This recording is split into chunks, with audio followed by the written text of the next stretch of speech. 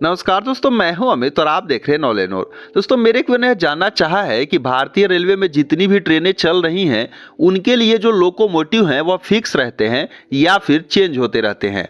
तो दोस्तों, क्वेश्चन बहुत ही इंटरेस्टिंग है। सो आज के इस वीडियो में हम इसी के बारे में डिस्कस करेंगे और समझने की कोशिश करेंगे कि जितनी भी ट्रेनें भारतीय रेलवे की ट्रैक्स पर चल रही हैं उनमें जो आप लोकोमोटिव को देख रहे हैं वह फिक्स लोकोमोटिव उनके लिए रहेगा या फिर वो बदलते रहते हैं। तो दोस्तों, इस चीज को समझने के लिए आपको यहाँ पर भारतीय रेलवे में जो ट्रेनें चल रही हैं उन ट्रेनों के जो लोकोमोटिव होते हैं उनके एलोकेशन को समझना होगा कि उन्हें कैसे और किस प्रकार से अलॉट किया जाता है। तो दोस्तों, यहाँ पर होता क्या है कि जो किसी भी ट्रेन के लिए जो लोकोमोटिव अलॉट किया जाता है उसका जो प्रोसेस होता है वो कई सारे चीज़ों पर डिपेंड करती है।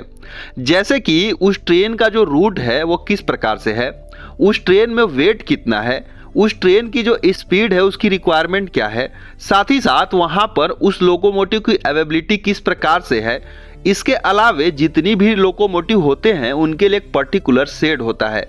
तो जो ट्रेनें जहां से ओरिजिनेट होंगी वहां पर अवेलेबल जो लोको शेड हैं उस लोको शेड में किस प्रकार से अवेलेबिलिटी है लोकोमोटिव की।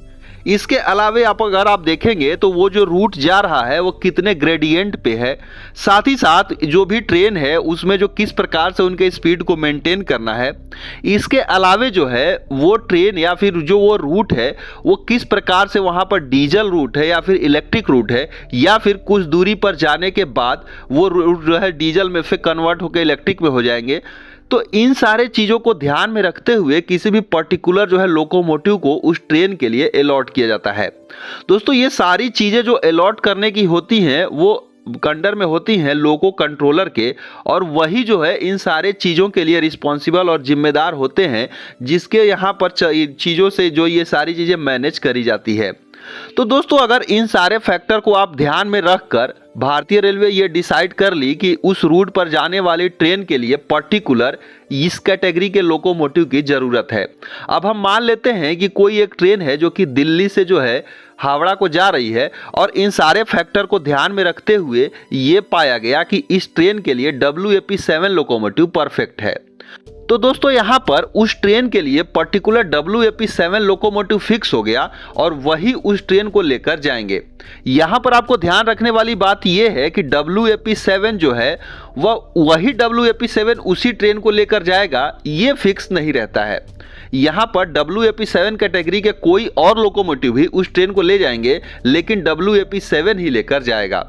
तो ये चीज़ें आपको ध्यान में होनी चाहिए। आपका जो सवाल है कि क्या लोकोमोटिव फिक्स रहता है, तो दोस्तों ऐसा नहीं है।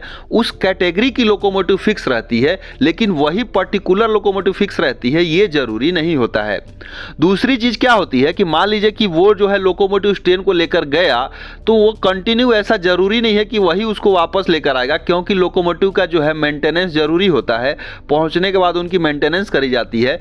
हो सकता है कि वहां से जो है वह दूसरा WAP7 लेकर आए या फिर वही लेकर आते हैं तो पुनः उनकी मेंटेनेंस करी जाएगी। तो इस प्रकार से जो है वो जो पर्टिकुलर लोकोमोटिव डिसाइड हो जाता है कि इस ग्रेड का लोकोमोटिव इसको लेकर जाएगा। और दोस्तों, इस प्रोसेस को रेलवे में ऑनलिंक लोकोमोटिव कहा जाता है। लेकिन मान लीजिए कि किसी सिचुएशन में वो पर्टिकुलर लोकोमोटिव अवेलेबल ना हो पाए तो वहां पर दूसरे लोकोमोटिव से भी उस ट्रेन को हॉल किया जाता है। इस प्रोसेस को ऑफलिंक लोकोमोटिव बोला जाता है। तो ये बहुत रेयर होता है, इस कंडीशन में होता है जब वहां पर उस पर्टिकुलर लोकोमोटिव की उपस्थिति ना हो या फिर कुछ ऐसी प्रॉब्लम हो जाती है।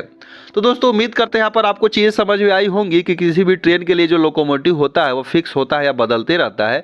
सो इस वीडियो बस इतना ही, मिलते हैं एक दूसरे वीडियो में, तब तक के लिए धन्यवाद।